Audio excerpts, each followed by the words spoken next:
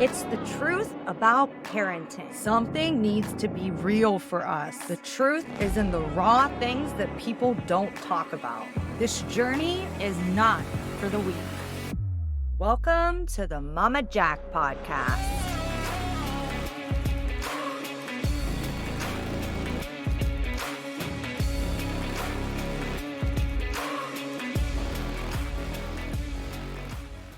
Hi, Rosemary. How are you today? I'm so great. I'm so good, Jackie. How are you? So happy to be here. I'm happy to have you. Welcome to the Mama Jack podcast. And tell us about yourself. Yeah, sure. So I'm a mom to two. I'm married to my best friend. We live in the national capital of Canada, Ottawa, Ontario. And I'm an authorized language of listening parenting coach who specializes in moms who are trying to parent differently than the way that they were parented. Typically, moms who had some childhood trauma and perhaps see that trauma showing up. Not perhaps, it always shows up, doesn't it? That's just the way parenting works. Mhm. Our trauma shows up, right? It gives us that opportunity to start to work through it and start to heal it through parenting, but it also can cause a lot of really, really heavy stress. So this is what I've chosen to focus on because that was my experience of parenting. You know, I knew I didn't want to parent the way that I was parented. I wanted things to be very different for my kids. And I thought I had it all figured out until I had two under two and I started yelling at my babies. And I was like, what's going on? Why do I feel so out of control?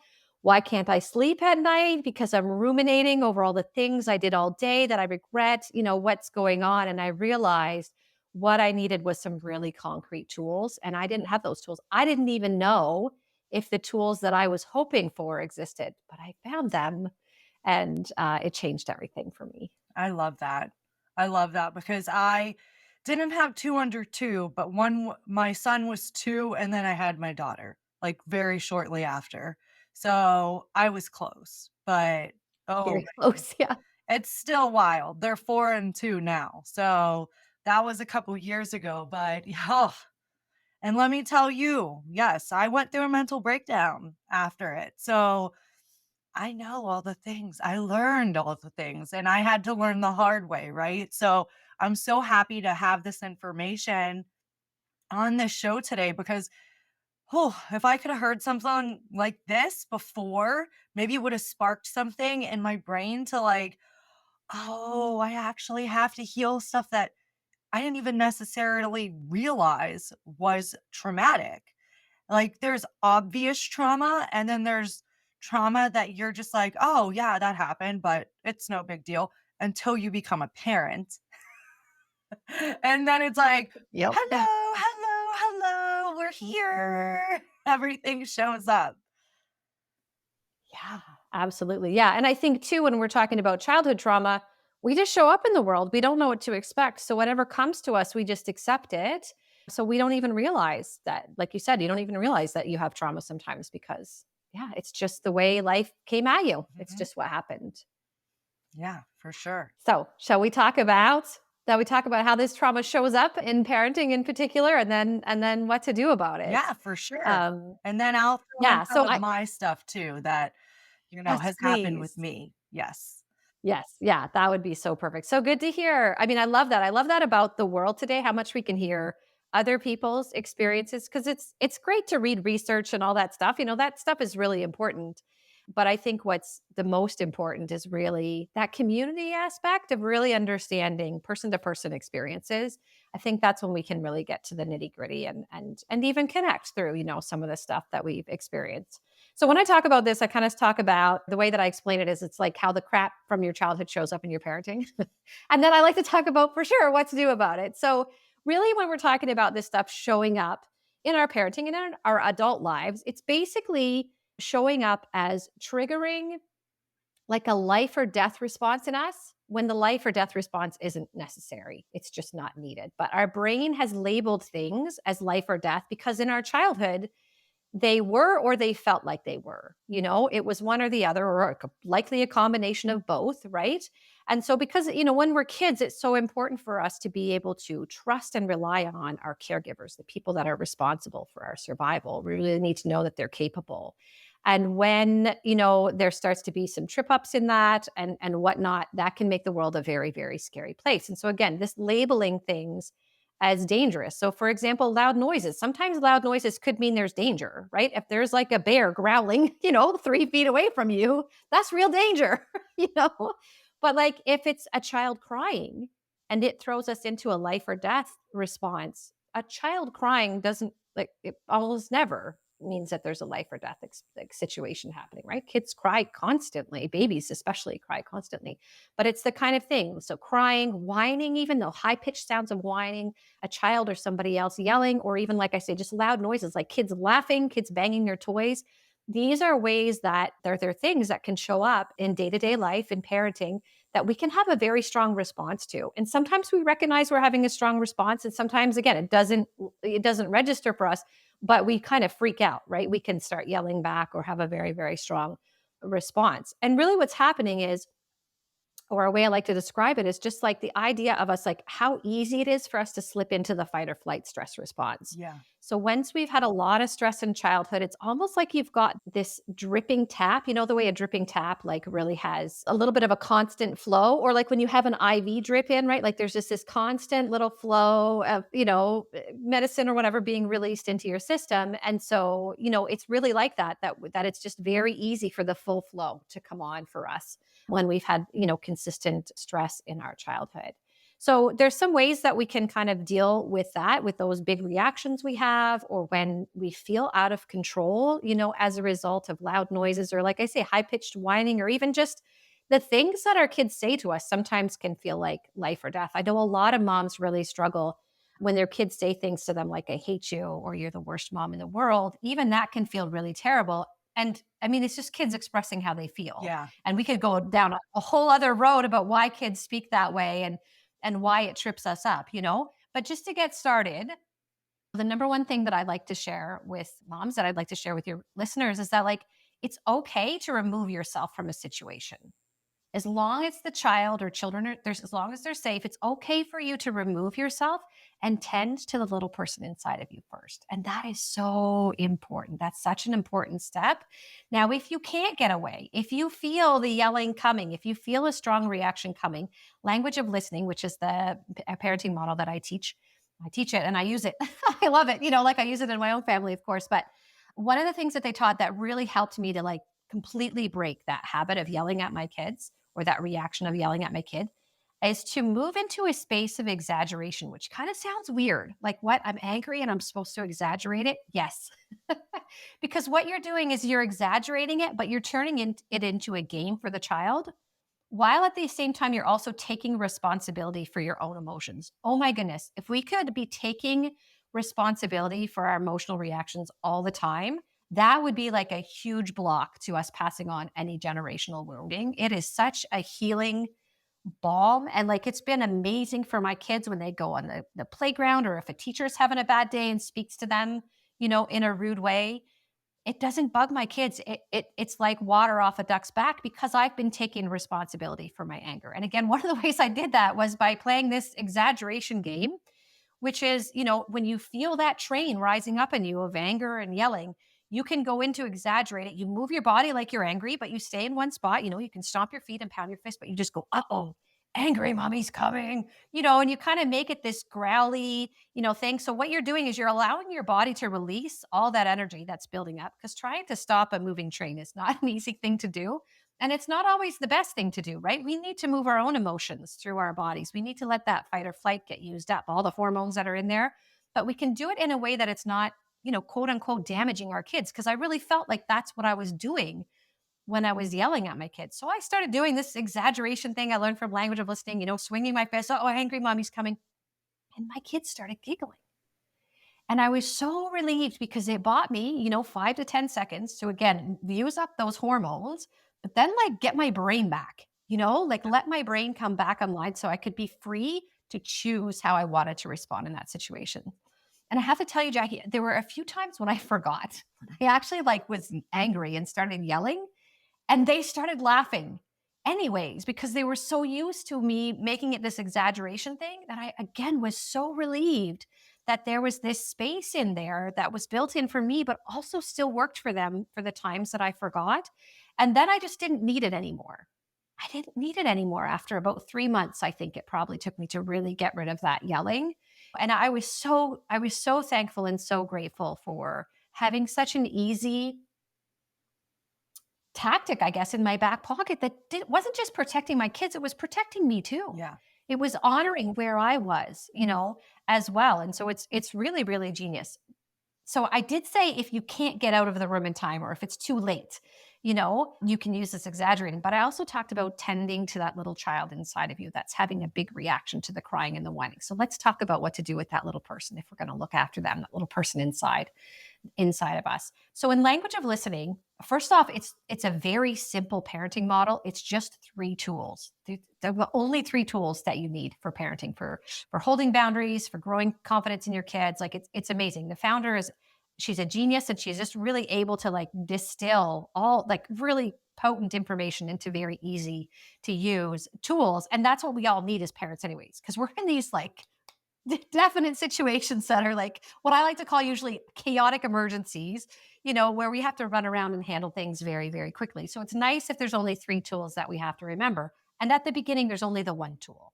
There's just the one tool, which is called say what you see, where you just reflect back to the child anything you see them saying, doing, thinking, or feeling. But you can do that with that little child inside of you too, who's having a big reaction to loud noises. What I tell the moms that I work with is get into the bathroom, close the door, look at yourself in the mirror, and speak to yourself using this say what you see and using the word you. So, like you're an observer, you're so frustrated. That makes your brain feel like it's going to explode when you hear all those loud noises. You wish they would keep those loud sounds for outdoors, and you just keep validating yourself. And usually for me, like a lot of the times, when I would start validating myself, like when I had the biggest breakthroughs about my yelling or my anger that was rising up very quickly, it was actually that I was really scared. It was actually really coming from a place of fear, deeply rooted way long time ago, decades ago in my childhood. And so to recognize, oh, that's fear rising up. There's fear because I'm afraid I might have to hold a boundary.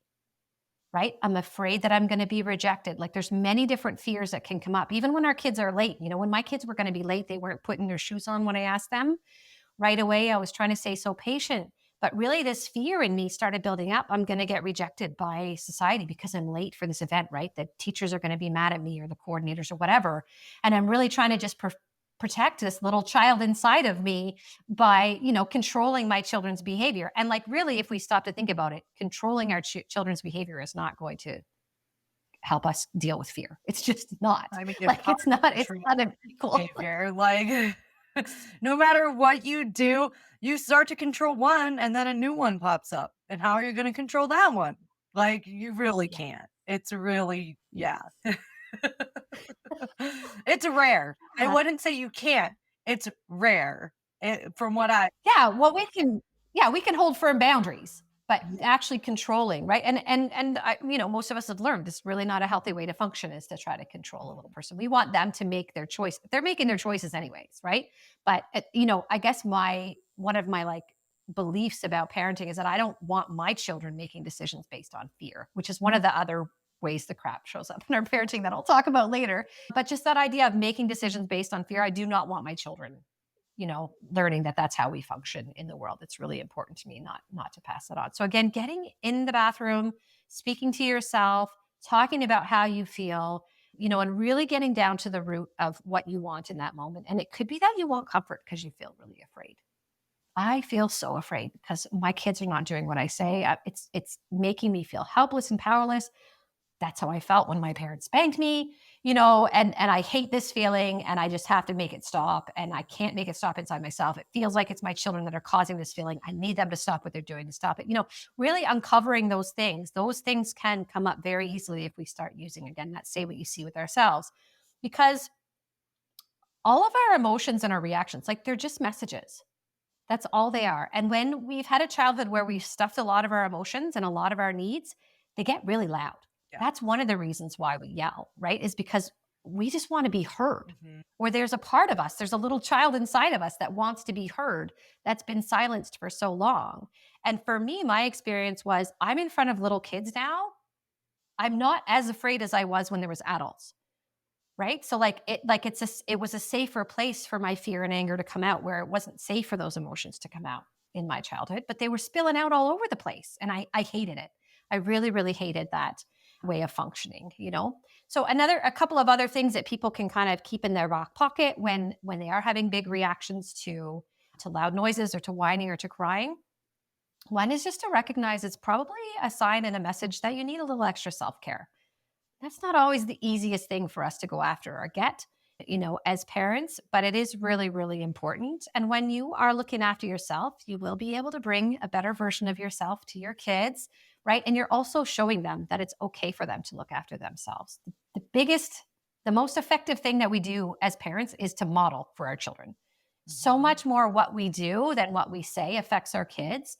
And so whatever we're modeling for them is really, really important. So it's okay. It's okay for mom to need a few minutes. That means when your child has an emotional response and reaction, they know you've modeled for them. It's okay for them to need a few minutes. But also, once we give that to ourselves, that's when we're truly able to give it to our kids. Once we tend to that little person inside of us and we actually learn how to do it by using say what you see and acknowledging our own emotions, that's when we're really going to be able to do it for our kids as well. And that's a really beautiful piece of parenting, I think, too, like how it doesn't leave us behind. We're actually not meant to stuff ourselves as moms and as parents. We're really meant to show up with all our needs, with all our wounds, with all the things, and make those things, really, really be okay. And then the last piece of advice that I can really give for this one piece of crap that shows up in our parenting, from our childhood, is to start to change the narrative, start to change the meaning that we have placed on crying in our society. There's so many judgments attached to crying. The truth is, like, the scientific truth is that when somebody's crying, it means that they're adapting to the situation. So many times society has told us that, when your child cries, they're a crybaby, they're not able to handle the situation, right? They're having this meltdown, there's something wrong with them, which means there's something wrong with you as a parent, right? These are all the nasty messages that we get from society that are complete lies, right? They're complete lies. The truth is, when your child is crying, they're actually moving towards a solution. The crying is actually making changes happen in their brain that's allowing them to grow and to change. That's what's happening. So, like, crying's actually not a bad thing at all. And if you can't handle listening to it and it's safe to leave your child, what you can do is just let them know. You validate their emotion. You say what you see with them, right? You're really upset. This is so important to you that there's tears coming. And it's very loud for mommy's ears. It feels very loud in here. So I'm going to be in my bedroom. But if you need me, that's where I'm going to be, and you can come and get me. That way, if the child really, really needs connection and really needs you, they'll follow you to your bedroom, and you'll probably find a way to either help them quiet down or to sit with the crying and figure out a way to self-coach after that because the child really, really needs you in that moment. Or the child will be fine. They're actually fine on their own, just moving through their crying. I have one daughter that really appreciates when somebody's with them when you're crying. And I have another daughter that just really wants to be left alone to work her stuff out, Mhm. and then she'll come. So the children are different, and their situations that they're experiencing are different too. The one that likes to be alone crying, it's not always the case. It's often the case, but it's not always the case. So, we stay flexible to all of that. So that was just one of the ways that I talk about the crap showing up. Let's jump into number two, which is this feeling of never being good enough, being convinced that you're never good enough. So when I was newly married, I'd been married for about 10 weeks and I burnt out at work. And my doctor said, "You're off work for 3 months. You can start with some medication, you can start with therapy, or I can prescribe both. What do you want?" And I said, "Let's just start with the therapy." So I ended up on a therapist's couch. And she said, "Why are you working so many overtime hours? Why are you burnt out?" And I had never really thought about why I was working so many overtime hours. And I was kind of surprised about the answer that popped out of my mouth, which was, "Well, I'm just trying to prove that I'm worth the space I take up in the world." And there was that crap from my childhood already showing up before I had kids. Now, in a matter of weeks, I found that I was pregnant with my first child, right? And it was during those therapy appointments that she's like, "You had a highly abusive childhood." And I was like, "Wait, I did?" Like, because I didn't know. And I was like 34 years old. Yeah. I was 34 years old when I found out that I had a severely abusive childhood. I didn't know. I saw the videos on, at school. I mean, I was in school in like the 80s, right? So, Mhm. like, we would have these videos about child abuse, but it would be like, parents putting their cigarette butts out on kids' arms. And I'm like, well, my parents don't smoke, so I must not be abused because they don't smoke and they're not putting any cigarettes out on my arm. Meanwhile, like, I was being pretty severely abused, like, but I didn't know. And they didn't talk about it in that way back in the day. And even still today, they don't talk about it a ton. I feel like it could be talked about a lot more. But how that never good enough shows up for a lot of people is perfectionism, right? Just again, that everything has to be perfect all the time. Here's where that controlling of the child's behavior can really show up. We need our children to behave perfectly. We need to control their behavior, because if everything's not perfect, there's this danger lurking. And like, our brain believes there's this danger, because if we weren't perfect when we were kids, we may have, experienced abuse as a result of that. That was the case with me. I became highly perfectionistic because I knew that that was a way that I could keep my mom happy and then avoid getting hit, like literally. And the other thing we do when we feel like we're not good enough is we self-abandon. So those are some of the ways that show up. So again, when it is really hard to get self-care, sometimes it's that self-abandonment showing up. And what really works really well to start to counteract this is, again, coaching yourself, using the tools from language of listening. And I don't think I was clear when I said that there are 3 tools in this model, but the tools, you use the same 3 tools with your kids that you use with yourself, that you can use these tools to reparent yourself, or to get yourself to a place where you're ready to hold your boundaries and you know what you really want. And so that you're like in a place where you're free to choose the way that you act as a parent, so that you're really able to connect with your authentic self first, so that who you are is showing up as a parent. And that's really how you get to a place where you love the way you parent, where it feels good, where parenting feels good and so much less draining. Oh my goodness, when we can feel like we've got a solid foundation from which to make our decisions in parenting, holy moly, it really takes a lot of pressure off, because there is so much societal pressure on us. There's so many messages from society that are so negative, that aren't even true, that really make parenting really, really hard. And then if you've got trauma on top of that, then it's, you've got all that fear and whatnot mixed in there. It really, really makes it difficult. So again, we're talking about feeling like you're never good enough. And so a big piece of reparenting, probably the biggest piece, is, the way I like to talk about it is a fountain. And so it's like we should have this fountain inside of us. We all have this thirst of the question, am I good enough? Am I lovable? Do I have good things to offer the world? And that's a thirst. And we should be able to go inside of us and get some water out of a very active fountain, a very active, healthy fountain that answers yes for us and quenches that thirst. But so many of us have a fountain that's barely dribbling out any water. So what ends up happening is we have these empty cups, and we're going around to other people asking the question, am I good enough? Am I good enough? Can you fill my cup? And really, somebody else's definition of what makes you good enough, it's probably going to be somewhat different than your definition of what makes you good enough, and you really want to make sure that, like, you're being your authentic self out in the world, and the people that are sending you the message that you're good enough are the people that can see your authentic self and value it, right? The way I like to talk about it is, your understanding of your good enoughness is like cake. And other people being able to validate your good enoughness is like icing on that cake. The icing tastes really good, but if all you have is icing, you're going to get sick. You can handle just having cake, right? So that's probably the healthier piece of cake in general, is the cake part. But it's that idea of, yes, it's good to have that outside validation, absolutely. But when you're depending on it for life, right? If that's what's the only thing that's filling up your cup, then you're really going to be struggling. And so it's parents' job to prime the pump of that fountain inside of us. Our parents are supposed to pour in a little bit of water of self-belief to get our pump functioning properly. And if they don't, then that pump is not going to be pouring out the water that we need. But we can prime the pump ourselves. Once we become adults, we can prime the pump ourselves. And the way that we do that is we use a tool called the strengths tool from language of listening. And the strengths tool is really about seeing the proof of what you've done or what you want, and then naming a strength that goes with it.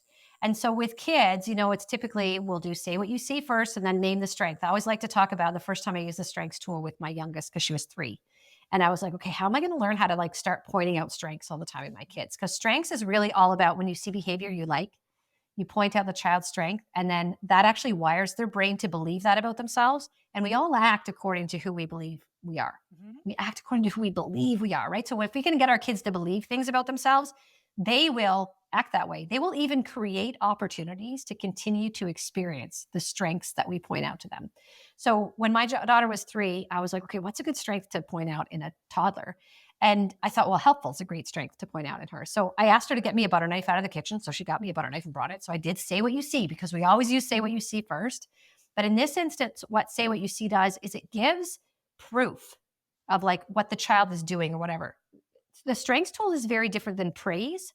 Praise is something that we'll often use with our kids, like good girl, good boy, right? We want to build them up. The problem with praise is all it does is teach our kids that they've pleased us. It Yeah. doesn't teach them about who they are and the strengths that are in them, whether we're there or not, whether anybody notices or not, right? And so she brought me the butter knife. So I just said, "You brought me the butter knife when I asked." I just say what you see. That shows you're helpful.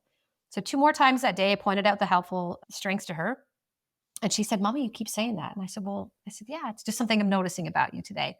And the fourth time I named the strengths tool for her, she dragged the chair across the kitchen floor over to the sink. And she said, "Mama, whenever you're feeling sick, I'm going to help." And she said, "I'm going to help right now by washing the dishes." My 3-year-old wanted to wash dishes Oh, because I was been saying, a few times that day that she was helpful. You see, they create opportunities to experience that the strengths that we're pointing out in them, and it really does rewire their brain, or wires their brain, because at that age they're just getting new wiring, right? It wires their brain to believe that about themselves.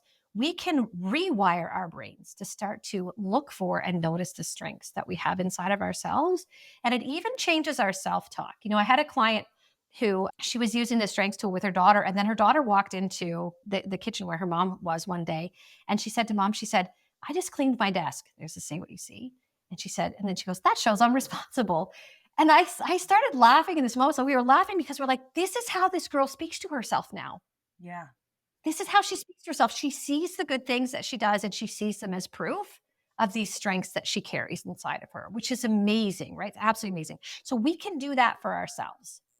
We can see what we're doing, and you can just do this all day long. If you're a person that's struggling with not being good enough, you can, and even as a perfectionist, like maybe you're cleaning the bathtub and there's a spot and you just can't leave it. And you're like, is that perfectionism showing up again? Right. But just be like, you're thorough. Look how thorough you are. Look, you like to get the job done, right? Like turn it into something positive, because when it's something positive, it doesn't control us anymore. Mhm. Right. We're more free to choose whether we want to go after that last spot or not.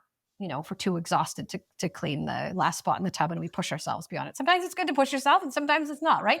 So when you have the freedom to really balance those things out, that's really, really powerful. Yeah. So I have 2 more to talk about, Jackie, if that, I don't know if you have any thoughts about the things that I've already said or. I just think they're super helpful, honestly, and even for yourself. I love this whole thing because it's for you and your children. And oh, knowing the triggers, like I just wish I would have known that.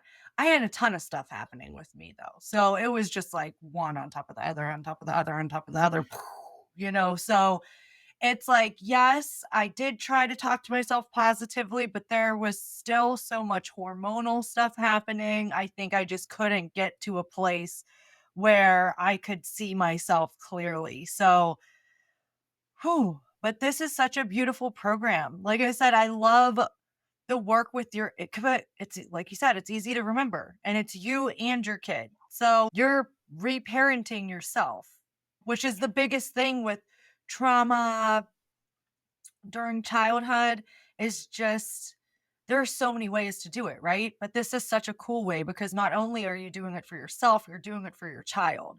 And it's not just that, oh, you're making yourself better so you can show up better for your child. It's kind of like you're growing together at the same time. Yes. Yeah. Yeah.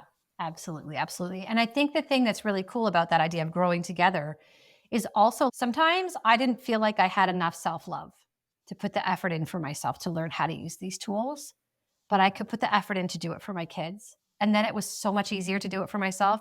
Or sometimes I really needed to do it for myself first to learn, like to get really good at it, to get good at the very, tiny pieces of really seeing different things in them or seeing the strengths or whatever. So there was a lot of back and forth. And that was really, really a beautiful piece of it. So the third piece of crap that I like to talk about that shows up from our childhood in our parenting, and I already mentioned it a little bit, but it's anxiety. It's making decisions based on fear. Or the way I like to talk about it is making decisions based on trying to prevent bad things from happening. Because I really felt like that's what I was taught in my childhood from the trauma, was like it was up to me to try to do all the things that I could to try and prevent bad things from happening. And that was like next to near impossible when I had parents that were completely out of control, completely unpredictable, and who were not getting any help. They felt like they were perfectly fine the way that they were, and they, justified the way that they were. And, sadly, they were doing the best that they could. Yeah. They really were trying to do the best they could. I mean, you can't really help it when you have a personality disorder. There's only so much you can do. And when some personality disorders kind of somewhat prevent people from feeling safe enough to go get help. And so that can play into it a lot as well. But really, this anxiety, what it can start to do is, well, it really influences our decisions. And a lot of ways that we often don't recognize, it can really fly under the radar. And it can also become self fulfilling prophecies. So, one of the things that happened with my husband and I is we were like starting to get a little bit worried about our youngest daughter and her eating habits. And we're like, oh no, she's not eating enough healthy food. And we started to get very anxious about it, right? We started making decisions trying to prevent bad things from happening. And what happened was we brought our anxiety to the dinner table. Every time it was supper time, we brought our anxiety there. We were starting to put a lot of pressure on her. And you know what ended up happening is it made the situation way worse. Yeah. Right? It became this self-fulfilling prophecy where she picked up on our anxiety. So she started feeling a lot of anxiety at mealtime. And that made her tummy queasy, which meant that she didn't really feel like eating anything at all.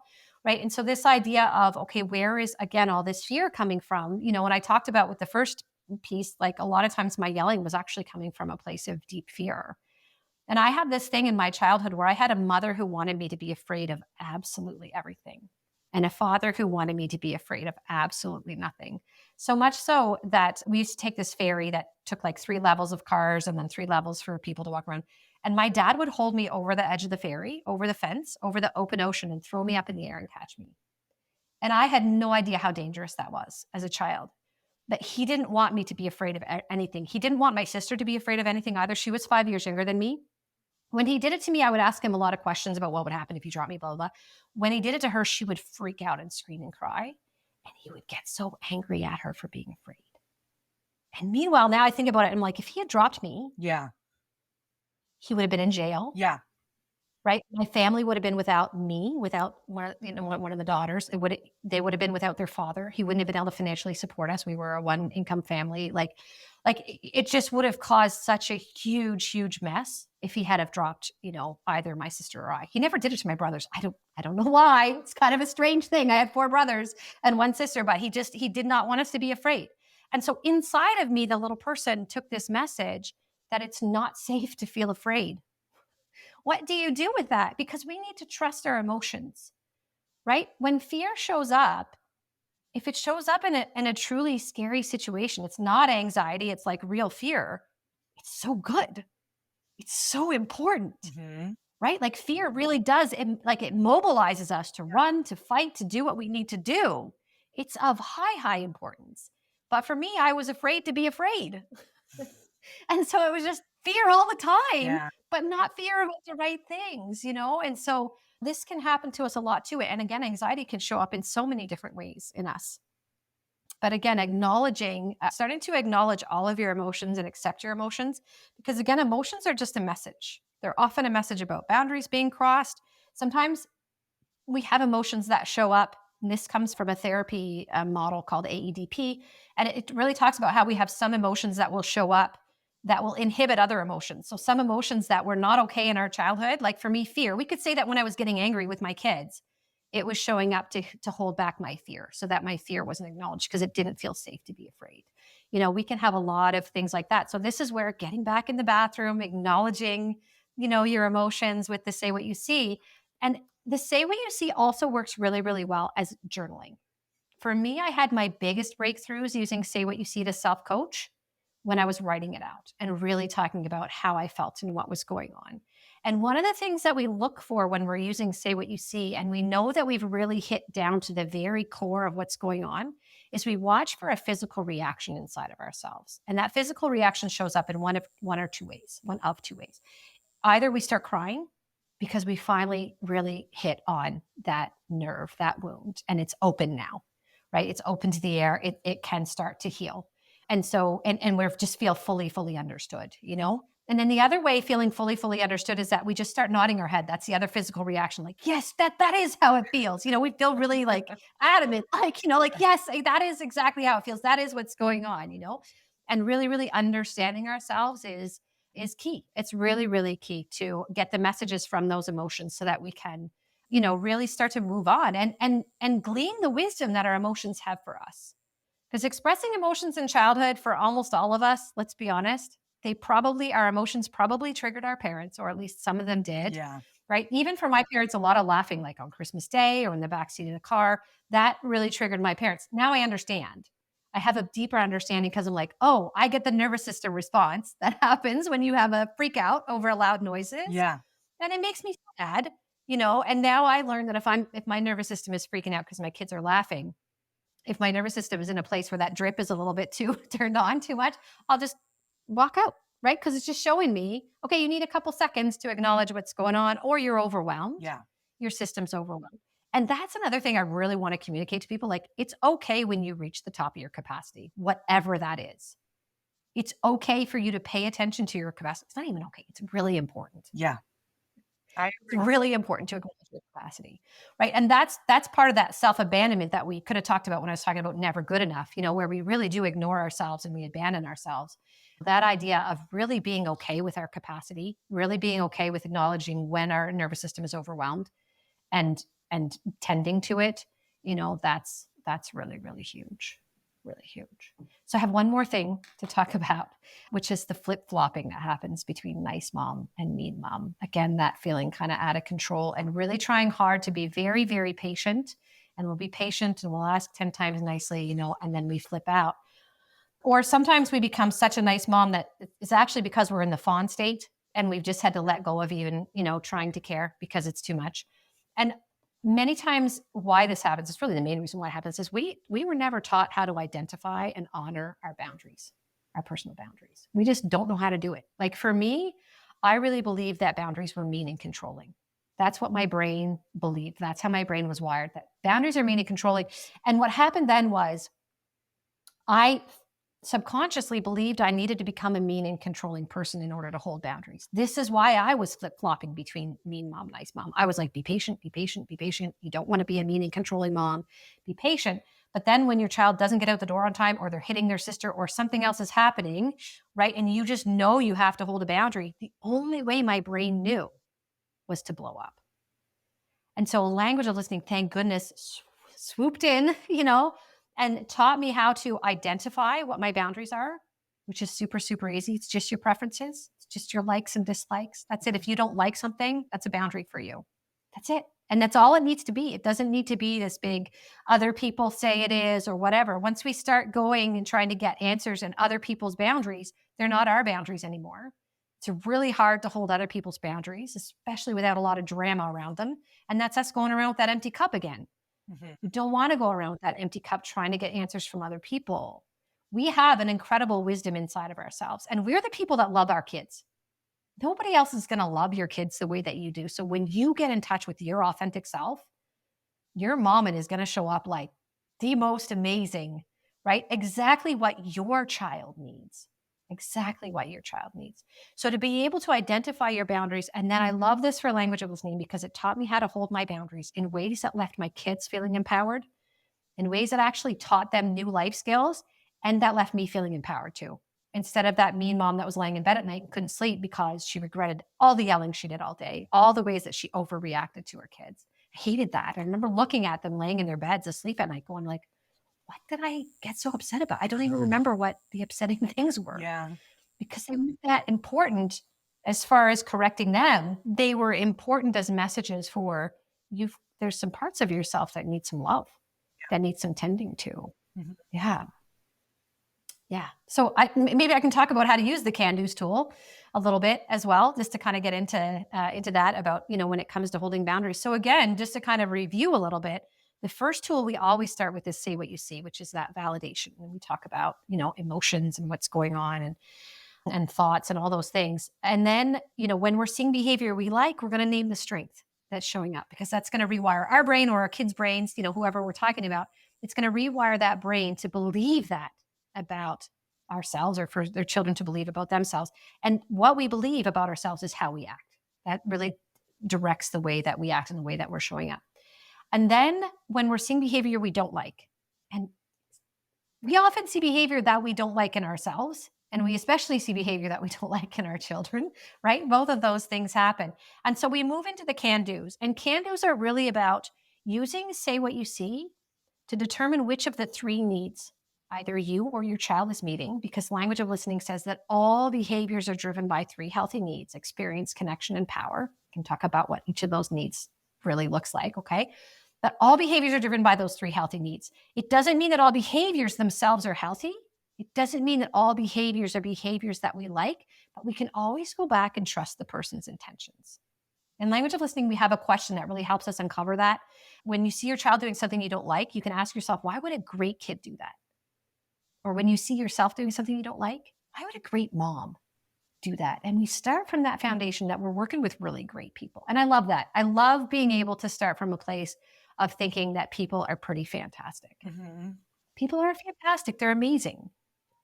We don't always do amazing things, right? But the core of who we are is actually really, really amazing. And we're all just trying to meet needs.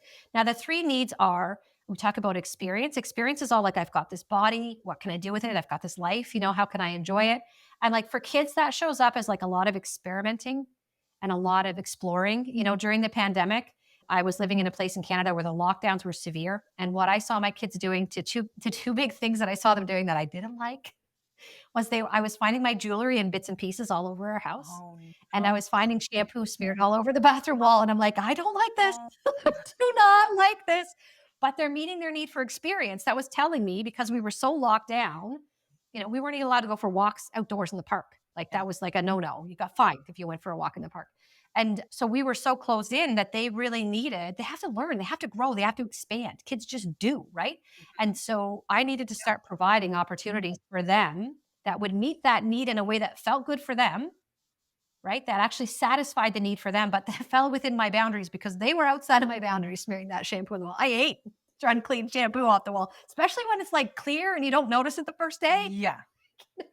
It's like dry and you're like, how many hours do I have to stand here scrubbing to get this off all the way?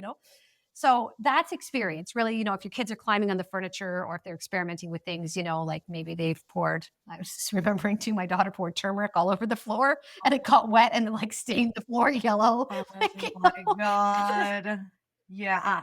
I can laugh about it now, but at the time, it was like, oh my goodness, right? Outside of my boundaries, I don't like this behavior. And yet it's a need that's got to get met. So to help redirect her to, this is what you can do, right? That's why we call the tool can do's, is we work with the child to figure out a way that works for them and works for us to continue to meet that need. So that's experience.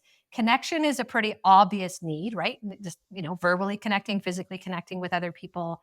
I believe we need to connect with ourselves too.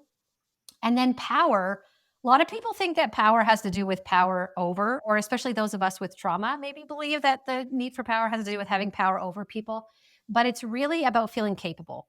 The child feels capable, feels like they have something to offer their family, the world, their classroom, wherever they're finding themselves. And so we can find one or a combination of those three needs inside every behavior that we do or that our children do. And so when we can use say what you see to uncover the need that's being met, then we can find a can do that's going to help that child or help us meet that need in a way that we like, in a way that falls inside of our boundaries. And that's so powerful. And again, like, imagine the difference between, sending a child on, on the timeout step where they have to think about what they've done, right? And they're just sitting there like, they don't know what the boundaries are. They don't know, right? They just know they got in trouble because they wanted to explore or experiment, which is this like huge drive in them that needs got to get met. They just do. And so when we can come alongside our kids and be like, hey, this is a different way you can meet that need. Does it feel satisfying to you? Or do you have any ideas that you could suggest that maybe you could, because it looks like you want to climb on things when they're climbing on the furniture. Looks like you want to climb on things. And this furniture isn't for climbing on. Is there something you could climb on outside that you would enjoy and just see if that fits? Or I can take you to the park later and I'll get you you can climb on things then, but this furniture is not for climbing on or jumping on or whatever's, happening in the moment. But again, just seeing what's that need, and how can we help them meet that need inside of our boundaries? And like I say, the same goes for us. When we're finding that we're doing things that we don't like, whether it's in motherhood or whatever part of our adult life, because our survival mechanisms are showing up and directing our behaviors in ways, again, that we don't like, right? We can start to use these tools, the say what you see, the can do's. And then whenever we use a can do, what we actually do is we actually bring the strength in after. Because we want to, again, get that brain wiring in there to change the belief, in the person about who they are. So then we'll bring say what you see back and the strength back once we've got a solution for that behavior that we don't like. So yeah, I love there you have that. it. I love it all so much. It's so healing. And yeah, like I said, just being alongside of your kid, it's so humbling when you realize that you have to kind of be parented while being a parent. And you're pretty much in charge of that. Do you know what I mean? Yes. And whenever you say like the tools work for both, it's such a relief because it does work for both. I see that, right? And also, it's like, oh, I have to be doing these things for my kids and I have to be doing these things for me. And well, sometimes, yeah, you do need a little extra. And what I like to say, especially, with my like spirituality, right, is like you're giving energy, you're giving energy, you're giving energy. Before you do that, you don't give energy when your cup is full. You give energy, you keep giving yourself energy and it overflows. And that's when it fills everybody else around you. Right. And I try to instill that in anybody that mentions anything like that with the whole cup thing. I'm like, yes, you're filling your cup. You're not only filling your cup, you want to strive to overflow that cup. So you are constantly Mm. getting what you need, and everything else is just getting what you can give, right? And when you look at a cup and you actually pour it, it the things around it get less as you're pouring it than they would if you were overflowing, right? So that whole analogy to me, I was just like mind blown when I saw that. And I was like, absolutely, absolutely. And it's hard sometimes to find little things that can help you with that mindset. I know it is. When my husband works all the time, I have to find that time. I have to find that sacred time for myself. And with you saying walk away, absolutely. I was told that once by somebody. I was like, make sure, or actually my therapist, make sure they're safe. If they're safe, Yeah. screaming isn't gonna kill a baby, okay? If they can jump out of the crib, that might hurt the baby. But if they're safely in their crib and they are screaming, go take a breath or two. Also, I wanna bring up, and this is the second podcast I'm bringing this up in. I'm gonna approach them as a sponsor because I feel like they need to be the official sponsor of the Mama Jack podcast. Loop earplugs. Have you heard of them? They take the Yes. decibels Yes. down. Because often my husband and my son is in this period where he screams. He's playing, I don't want to dull his creativity, anything, no matter how many times we say, can you bring your voice down? It's like he doesn't know how almost. So I'm like, boop. And I thought it was hilarious. And other people that aren't parents think it's hilarious. But when you are a parent, you know how important it is that it literally states parenting is one of the things you use it for. Yes. Yeah. Well, it protects your capacity, doesn't it? Mhm. And It it gives protects you an extra what couple your minutes nervous of that system doesn't. screaming before you're like, "Okay, I need a second." Or it might not even throughout the day, you don't even get there. You can still hear everything, but everything's a little calmer. I don't have them yet, but I'm serious about reaching out to them because this is the second time I've mentioned them, and I'm like, "Dang, they are a good tool to have for new parents." Me and my husband were joking the other day, and we were like, for every kid's second birthday we go to, we're buying the parents a set of loop earplugs. And they're going to be like, why would you do that? You don't want to silence your kids. And then one day they're going to be like, where the are those earplugs? Where are they? It's switches Yeah. like that. But I Yeah. think this whole program is so beautiful. And like I said, just the interaction and the growing with your child, it just means so much more that way and makes it a lot easier to handle too. Because, like I said, you're not having to have this special time away. You're actually growing as you're parenting. And that is beautiful because I've seen both, right? But I've never seen it together the way that you described it today. And it's gorgeous. I love it so much. Yeah. I agree. I agree. It's kind of magical, actually, this parenting model. Something kind of magic about it. Yeah. Yep. Yeah. And Mhm. it's hard to realize when you're in those states of rage, sometimes if it's from PTSD, it's a fight or flight response. So I feel like actually getting to know yourself and getting to know what's going on in your head is super important as well as you start a journey like this. Getting to the bottom of what's going on in your head and then tailoring that. Because what you said, like trauma and PTSD go hand in hand. And if you have both, it's probably double hard. The more things you stack, the harder it kind of feels, right?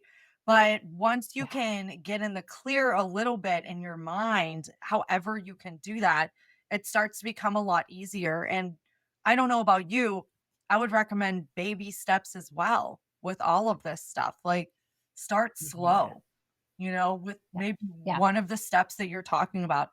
Start that, even if it's just that one step for a month. Yeah, because you're rewiring your Mhm. brain, right? You're rewiring your brain, and that doesn't happen overnight, but it's literally like a biological, like physical thing that's happening inside your head. And it takes time and it takes repetition. And so, yeah, baby steps are great because, a lot of times people talk about like how important failure is, but actually we learn best and we keep going when we experience success. It's actually success training is one of the things that we teach as part of language of listening. And I'll just give a quick example.